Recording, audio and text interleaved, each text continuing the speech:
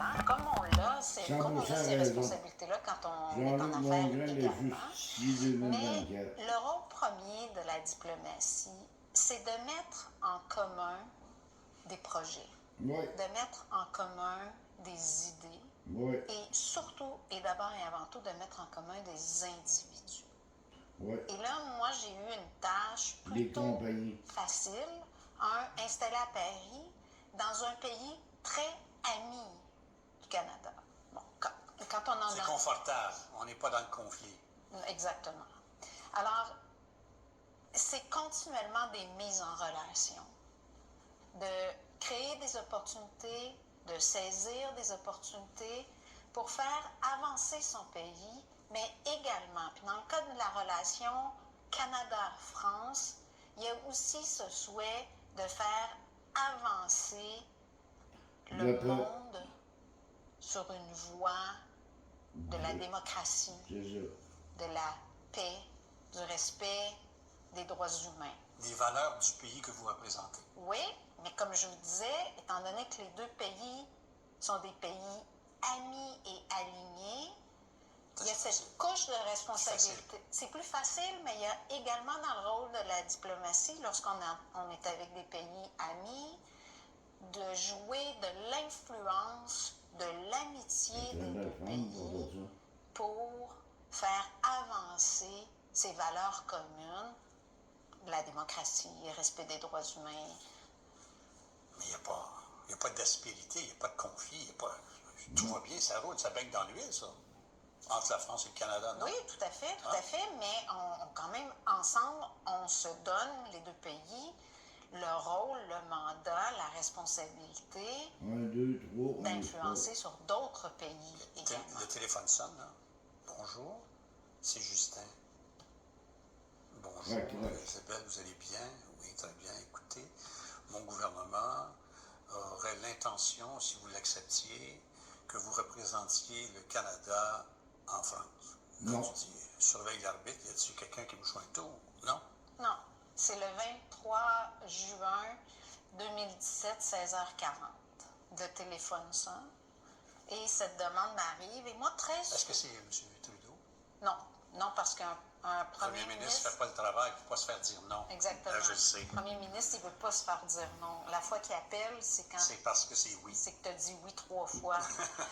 Mais, donc, le téléphone sonne et très souvent, moi, je reçois des appels pour avoir des noms de femmes pour soit des conseils d'administration ou des postes d'influence.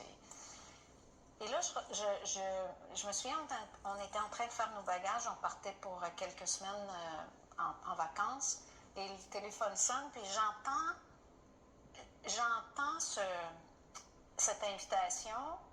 Là, je doute pas que l'invitation vient à moi, là. Je vais revenir sur ce détail-là, mais et là, je dis, est-ce que vous me demandez ça à moi ou vous voulez des noms de femmes? Pour une shortlist. Pour une shortlist. On dit non, on voudrait, le premier ministre aimerait que tu relèves le défi. À la seconde où vous savez que ça s'adresse à vous? Oui, je le sais instinctivement que je vais dire oui, mais j'ai néanmoins pris quelques semaines, je vous dirais, pour y réfléchir. Ça, c'est presque diplomatique. Pourquoi? La demande est tellement importante. Les gens du Québec, du premier ministre, que une question aussi sérieuse, je demande un temps de réflexion, évidemment. Non, mais moi, j'ai quelques conversations que j'aimerais avoir. Alors, on me dit, tu pourrais parler au ministre pour avoir la grande vision et tout. Je dis non, moi, mon premier appel, je veux avoir une conversation avec le commissaire au conflit d'intérêts et le commissaire à l'éthique parce que je veux bien comprendre quelles seront les règles que je devrais, les limites, les règles que je devrais respecter parce que avant de m'emballer sur le rôle, le mandat que tu peux détester jusqu'à quel point je suis menotté. Exactement. Et là, on me dit, il me semble que c'est une drôle de première conversation. C'est à l'envers.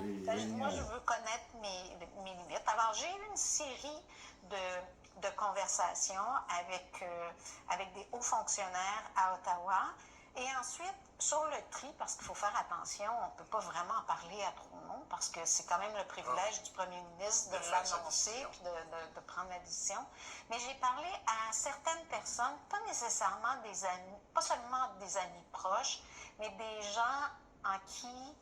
Au fait de leur jugement en rapport avec cette réalité-là. En qui j'avais énormément confiance et qui m'inspirent. Quand on parle, là, avec sa valise, là, qu'on s'en va là-bas, là, est-ce qu'on est le messager du Canada? Est-ce qu'il y a des secrets? Des secrets? Oui. Il y en a des secrets. Oui. Il y en a des secrets et oui, on arrive dans le pays qui nous accueille comme un messager et on demeure le messager, la messagère de son pays. Et de surcroît, dans une nomination politique, parce que c'est rare quand même au Canada que les ambassadeurs et les ambassadrices ont des nominations politiques.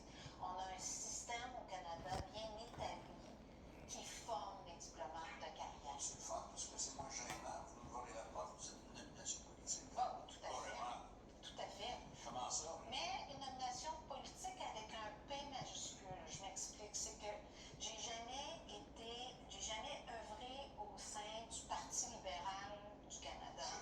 Merci. Oui, j'étais plus une conservatrice en raison de mon père qui a été député conservateur.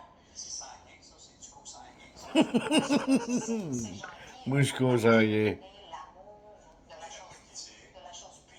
il jouait dans le chandail des bleus. Exactement. Donc, je suis une nomination politique avec un P majuscule, c'est-à-dire que je ne viens pas de la machine du gouvernement.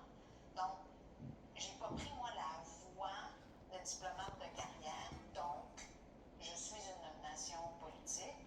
C'est rare au Canada. Aux États-Unis, Ça, c'est comme quelqu'un qui est acteur qui n'a pas fait son école nationale de théâtre. Qui est élu par les pairs. pas tout le temps.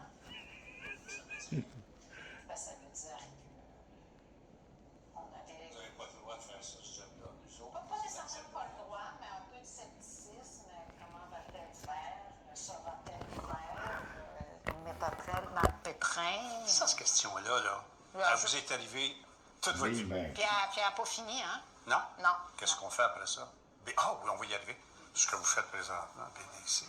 À chaque fois, la fois, par exemple, où j'ai senti le plus de scepticisme et que je me suis sentie en position de déficit de crédibilité. Pas d'avoir Où ça? perdu ma crédibilité, mais Ah, en déficit. Tu es devant un échantillonnage de personnes pour qui ta crédibilité est à faire et à prouver. Et c'est quand je suis arrivée à la financière Sun Life. C'est sûr. Là, les employés, tous très fiers. Sun Life, là, c'était pas des amis. Au Québec, l'image de la Sun Life qui a sacré son camp à Toronto, on s'entend, là, c'était pas des amis du Québécois, ça, là. Non, je sais bien, mais j'arrive là, Ouais. en 2010, Ou en finance. en finance. J'ai pas étudié en finance, j'avais pas d'expérience en finance, et j'arrive, et je me souviendrai toujours, le président global est à Montréal, convoque les gestionnaires. On est dans la salle, je suis assise à la première rangée, et là, je suis encore connue à l'époque comme la madame de la Chambre La de Chambre commerce. de commerce. Et puis là, les employés commencent à rentrer dans la salle, me voient, puis ils doivent se dire... Allez-nous bien, faire une causerie sur la Chambre de commerce de Ouais, Montréal c'est et ça. l'importance Ouais. de la Sun Life à ou Montréal. sur l'ambition féminine. Bon. N'importe quoi. Alors, le président va devant les employés et dit, j'ai deux bonnes nouvelles pour vous. Premièrement, on a décidé, le marché québécois est trop important pour nous et on a décidé de créer un poste de présidente pour Financière Sun Life Québec. Et notre deuxième bonne nouvelle aujourd'hui, c'est que je vous présente la première présidente de Sun Life Québec, Isabelle Hudon. Moi, je me lève avec la confiance. Bien sûr d'elle. Bien sûr d'elle. Je vais revenir sur le syndrome de l'imposteur, mais ce petit singe a rarement eu le droit de se poser sur mes épaules. Mais là, il était là. Non, il n'était pas là. Il était pas là. Alors, je me tourne devant mes nouveaux collègues. Il y a peut-être une 150 personnes dans la salle. Et là, je vois les étoiles dans leurs yeux, pas parce que c'est moi, mais de fierté de voir que Financière Sun Life accorde cette importance-là au marché québécois. Et je commence à leur parler. Et là, je commence à avoir des petites têtes qui se penchent Comme moi, là. Oui, comme genre, qu'est-ce qu'elle connaît de notre secteur? Aura-t-elle la patience de ces gros bateaux qui tournent lentement? Et là, c'était la première fois que j'avais ce sentiment-là. Mais, Puis là, tu peux partir en courant ou tu peux dire, on va t'avoir. comme les Ouatiers dit, I'll prove you wrong. Mais je pense que c'est arrivé à quelques fois, on se l'est dit. Quand vous étiez à la Chambre de commerce où vous y avez travaillé quelques années, vous êtes rentré dans le bureau, tu dis, écoute-moi bien, là. Je la veux, la job. Je la veux, là. Je suis capable de la faire, vous me connaissez. Ça fait 3 ans que vous me voyez aller.